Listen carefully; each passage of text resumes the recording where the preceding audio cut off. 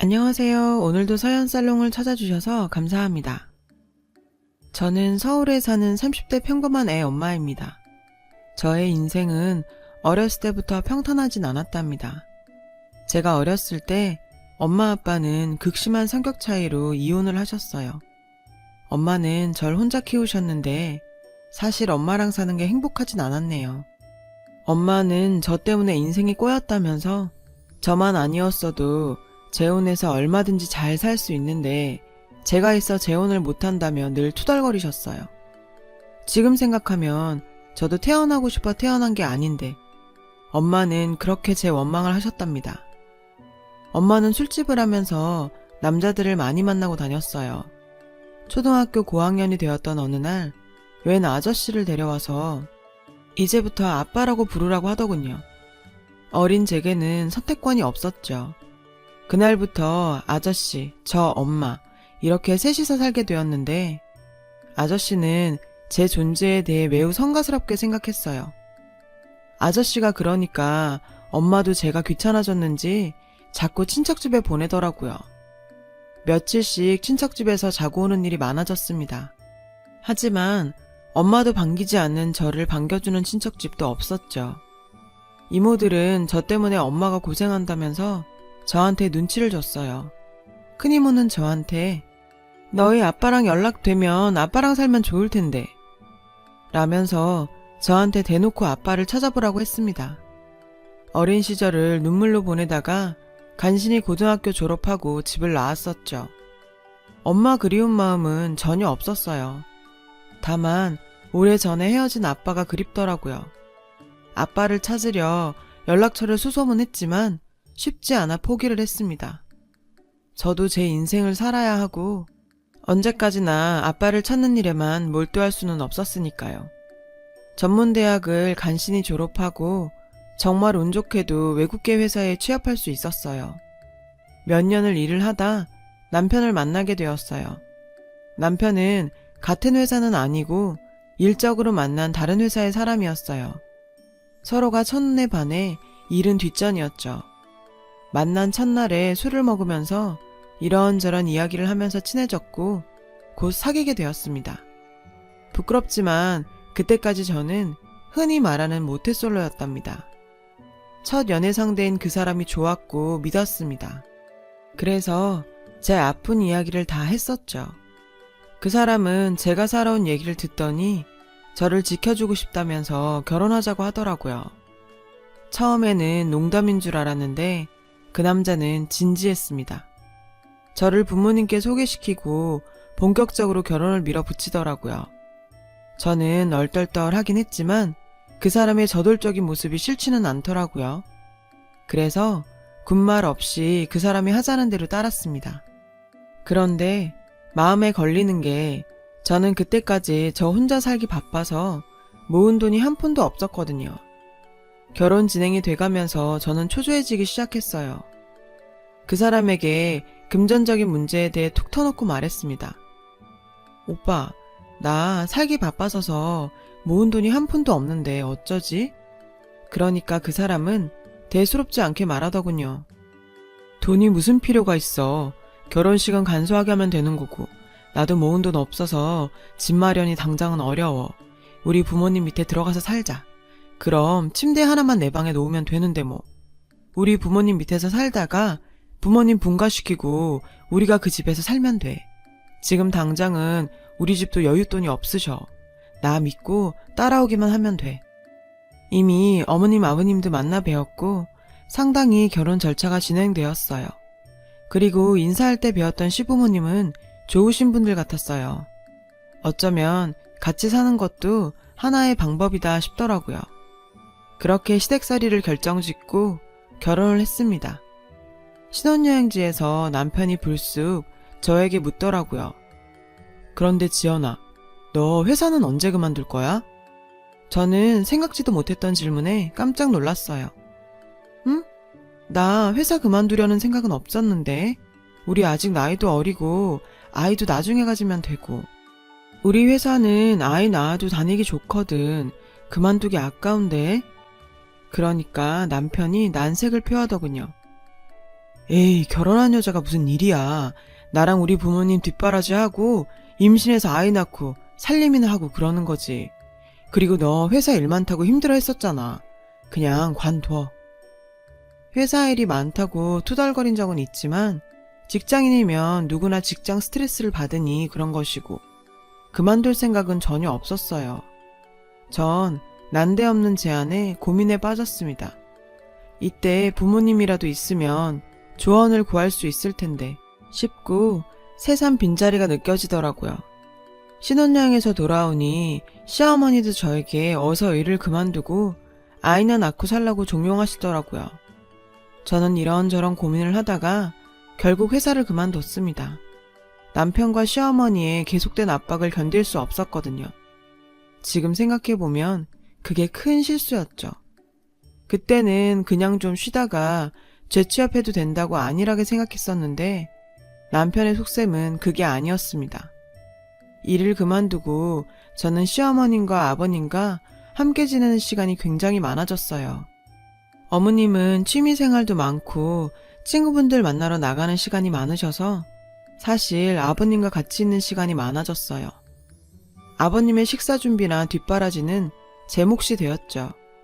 그건 나쁘지 않았습니다. 밥이야 차려만 드리면 되고 별 다르게 챙겨드릴 부분이 없었거든요. 저도 공부를 하거나 다른 취미생활을 해볼까 생각하고 있었는데 시아버님에게서 이상한 점이 자꾸 발견되었어요. 아가야, 나 밥 안 주니? 아버님, 방금 드셨잖아요. 그랬나? 안 먹은 것 같은데 다시 주지 않으련? 자꾸 끼니를 드시는 걸 까먹으시거나 혹은 아가야, 내가 먹는 과자 어딨니? 네? 아버님 지금 드시고 계시잖아요. 며칠 동안 가만히 지켜보다가 영 이상해서 인터넷에 검색을 해보니 치매 초기 증상이 분명해 보이더라고요. 그날 퇴근한 남편에게 흥분을 해서 아버님의 증세에 대해 설명드리면서 어서 병원을 가보자고 했습니다. 그러니까 남편이 태연하게 말하더군요.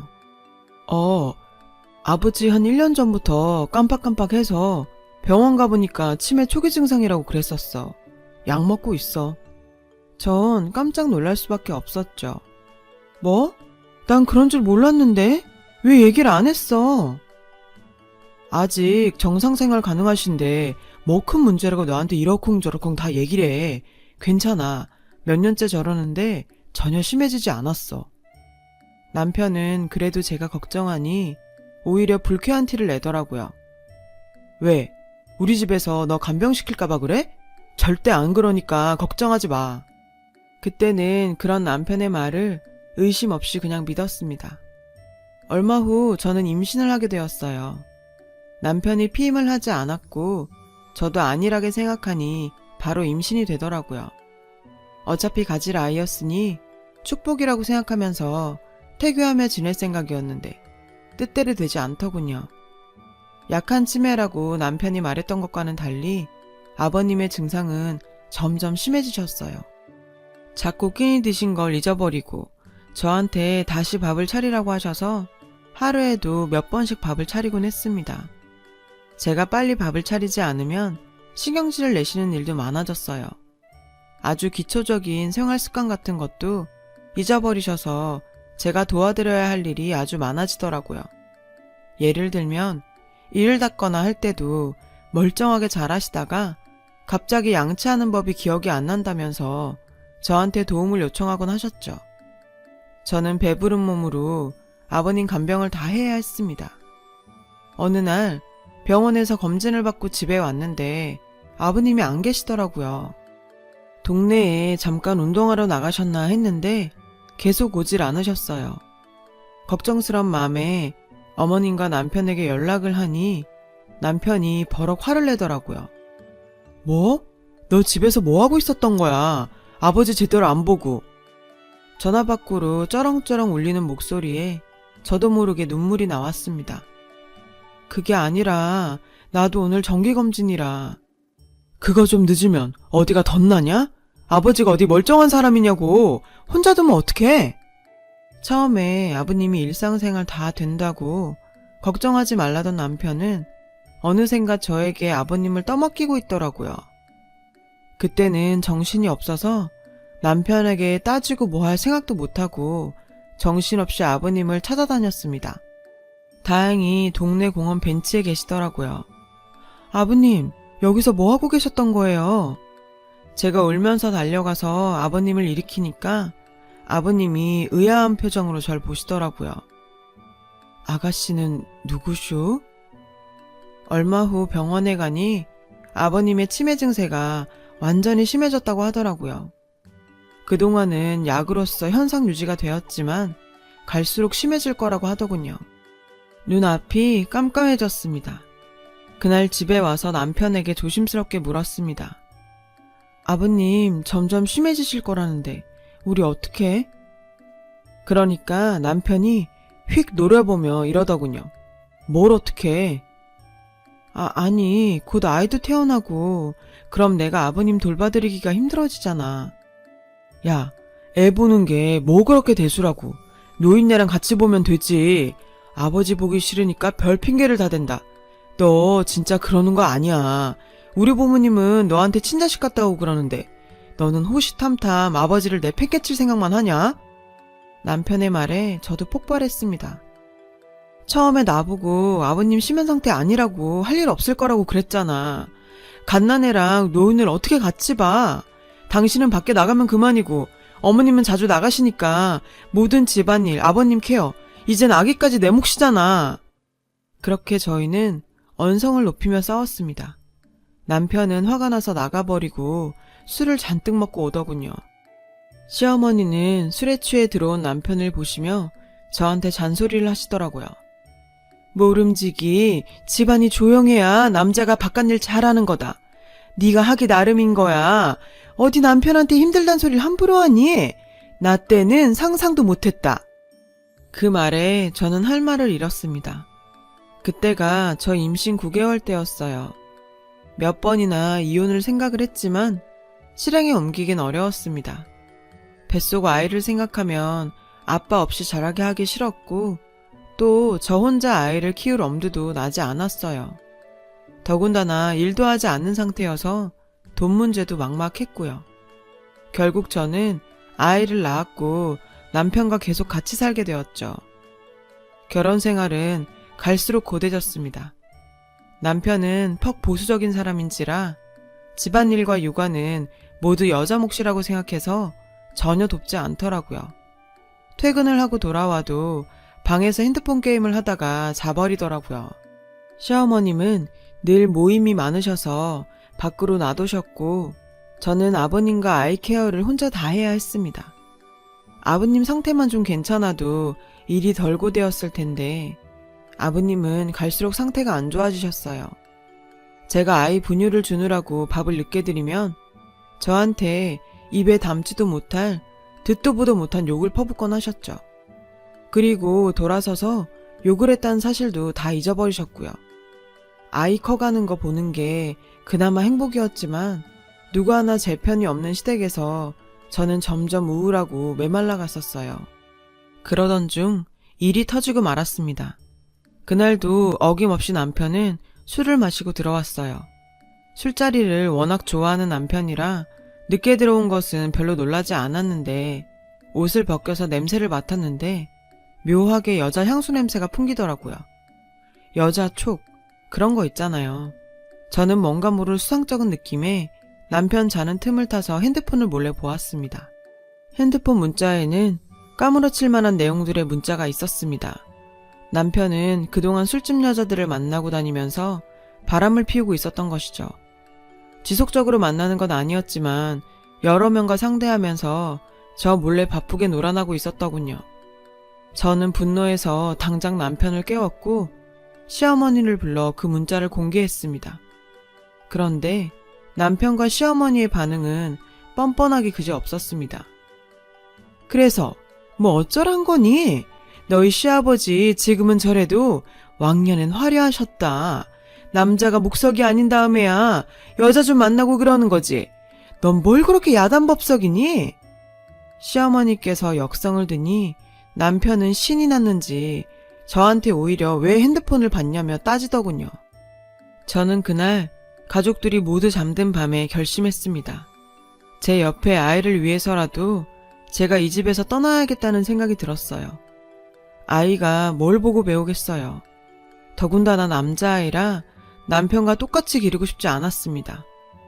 저는 이혼을 결심하고 남편에게 통보했어요. 남편은 처음엔 좀 당황한 듯 하더니 며칠이 지나니 저보고 마음대로 하라고 하더라고요.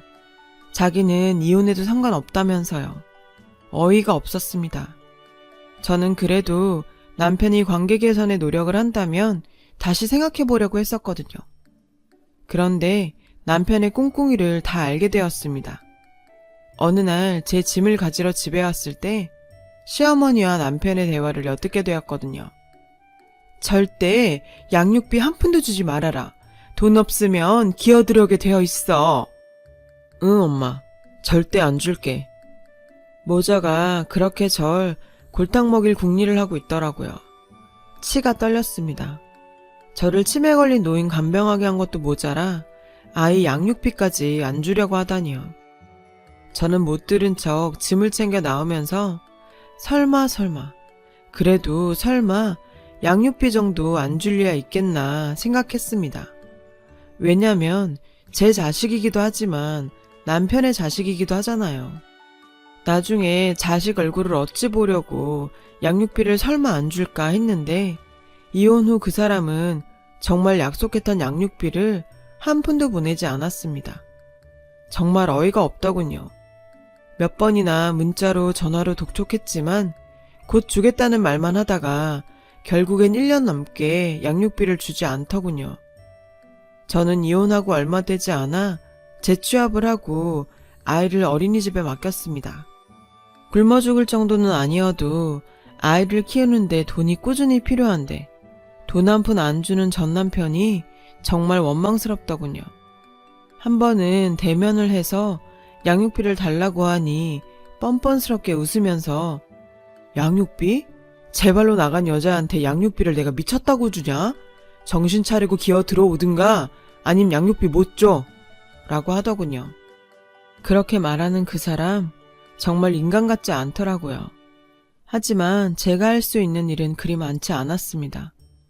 양육비를 안 주는 아빠들에게 가해지는 처벌은 그리 세지 않더군요.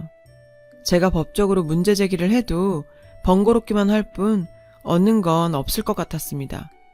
그래서 그냥 저 혼자 아이 키우면서 혼자 힘으로 살기로 마음을 굳게 먹었습니다.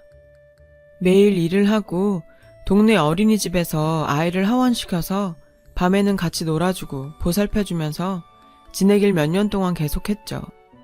아이가 유치원에 가도록 전 남편은 아이가 보고 싶지도 않은지 보러 오지도 않았어요.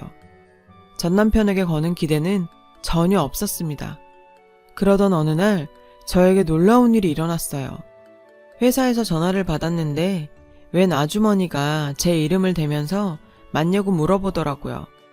지연아, 난 네 고모야. 오래전에 헤어져서 기억은 안 나겠지만 아빠 소식 알고 있니?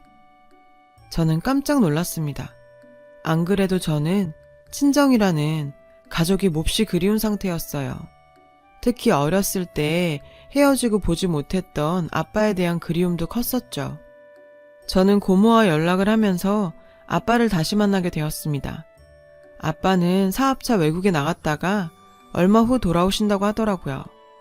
며칠을 기다리다 아빠를 만나게 되었을 때 고모, 저 아빠는 부둥켜 안고 한참을 울었습니다. 그동안의 고생을 무어라 말을 할 수가 있었겠어요. 아빠와 한참 울다가 그동안 살아온 얘기를 하게 되었습니다. 엄마와 헤어지고 혼자 살았던 이야기, 전 남편을 만나 호되게 고생하고 이혼한 이야기, 그리고 아이를 혼자 키우는 일까지요. 그러니까 아빠는 또 한바탕 눈물을 흘리시더라고요. 너 혼자 얼마나 고생이 많았니? 정말 고생 많았다. 그러면서 아빠의 이야기도 듣게 되었어요. 지금 미국에서 사업을 하고 있다고요. 한국과 미국 오가면서 지내는데 한 10년 전부터는 사업이 꽤 잘 풀려서 남부럽지 않게 살고 있답니다. 그리고 더 놀란 건 엄마한테 제가 20살이 되던 해까지 양육비를 매번 보냈다는데 저는 전혀 몰랐거든요. 엄마는 절 키우느라 돈이 많이 들고 아빠가 돈을 한 푼도 안 준다고 늘 돈 볼멘 소리를 했었는데 그게 다 거짓말이었던 것이죠. 아빠는 심지어 사업이 잘 되기 시작한 시점부터는 엄마한테 큰 돈을 몇 번이나 보냈다고 하더라고요. 사실 청소년 때는 아빠 원망도 많이 했었는데 제가 잘못 알았던 부분이 많더라고요.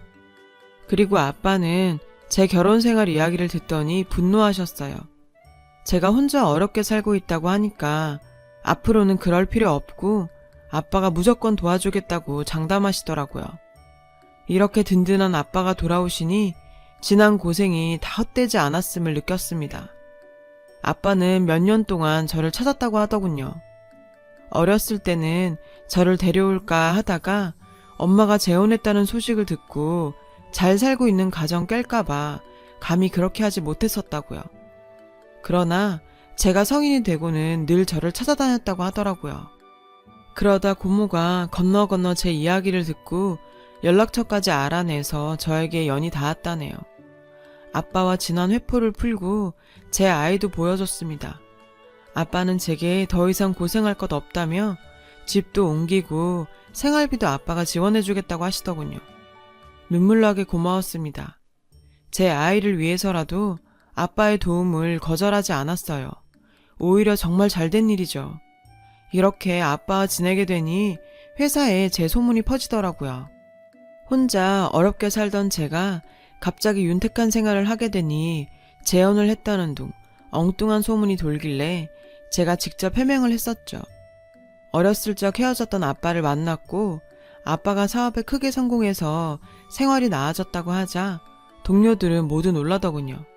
저를 부러워하는 사람도 있었고요. 그리고 그 소문은 결국 전 남편의 귀에까지 들어가게 되었습니다. 저한테 전화를 걸어 제발 한 번만 만나달라고 애걸복걸 하더군요. 제가 양육비 독촉을 할 땐 제 전화를 피하더니 완전 딴판이었죠. 저는 순순히 만남 제안을 받아들였어요. 저희 집에서 만나자고 했죠. 저희 집은 이미 아빠 명의의 큰 평수 아파트로 옮긴 상태였어요. 저희 집에 들어오니 시어머니는 입이 떡 벌어지더라고요. 저는 웃으면서 두 사람을 맞았죠. 남편은 제 앞에서 눈물을 흘리며 제 손을 부여잡더라고요. 시어머니는 손주는 뒷전이고 집 구경하느라 정신이 없고요. 쉴 새 없이 눈을 굴리면서 집을 보고 있더군요. 남편은 제 손을 잡더니 이렇게 말했어요. 그동안 정말 미안했어. 당신 고생하는 거 알면서도 알잖아 우리 집 사정. 아버지 병간호비도 많이 들고 그래서 현우 양육비를 못 줬어. 이제라도 우리 다시 시작하자. 남편의 그 말에 저는 피식 웃으면서 손을 빼고는 남편의 따귀를 한 대 때렸습니다.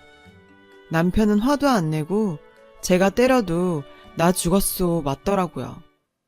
이제 와서 다시 합쳐? 웃기고 있네. 너희 모자라면 내가 치가 떨려. 내가 여길 왜 불렀는지 알아? 너희들 평생 후회하라고. 너희 주제에 이런 집 감히 구경이나 하겠니? 제 말에 시모가 제 앞에서 무릎을 꿇으면서 애원하더군요. 그래, 네가 잘 돼서 우리도 정말 기쁘다. 우리가 예전에는 정말 잘못했다. 네가 잘 되었으니 이제 우리 사이에 앙금은 풀고 이혼한 게 좋을 게 뭐 있겠니? 다시 합쳐서 살면 얼마나 좋아. 그 말에 웃지 않으려고 해도 웃음이 나오더군요. 내가 당신 아들이랑 이혼을 100번을 하면 했지. 절대 다시는 못 살아요. 이제 나한테 연락도 하지 말고 평생 후회하면서 사세요. 그러니 두 사람이 제게 동시에 매달리더라고요. 결국 전 경찰을 불러 모자를 쫓아내버렸습니다. 그 이후로도 남편이 종종 저한테 연락을 하고 아파트로 와서 귀찮게 하는 일도 있었지만 한번 혼이 나고는 경찰 부르겠다 하면 꽁무니를 빼고 도망갑니다. 참 찌질하죠. 친구 통해 들으니 전 남편은 맨날 술 타령하면서 저 놓친 거 후회하면서 산다고 하더라고요. 안타깝지도 않아요. 물론 그 사람과 좋은 추억도 있지만 결혼 생활이 너무 엉망이었고 제가 너무 고생을 했어서 보내줄 동정은 남아있지 않네요. 요새는 아들을 키우면서 아빠 밑에서 관련 사업 일을 배우고 있어요. 부모의 지원을 받으면서 산다는 건 정말 든든한 일 같아요. 저도 우리 아이에게 정말 든든한 부모가 되어주고 싶습니다. 열심히 배우고 일해서 잘 살아보려고 합니다. 저 잘할 수 있겠죠? 제 이야기를 들어주셔서 감사해요. 들어주신 모든 분 항상 좋은 일 가득하시길 바랍니다. 여러분, 사연 댓글에 응원과 현명한 조언 부탁드려요. 좋아요와 구독은 저에게 큰 힘이 됩니다. 오늘도 좋은 일 가득하세요.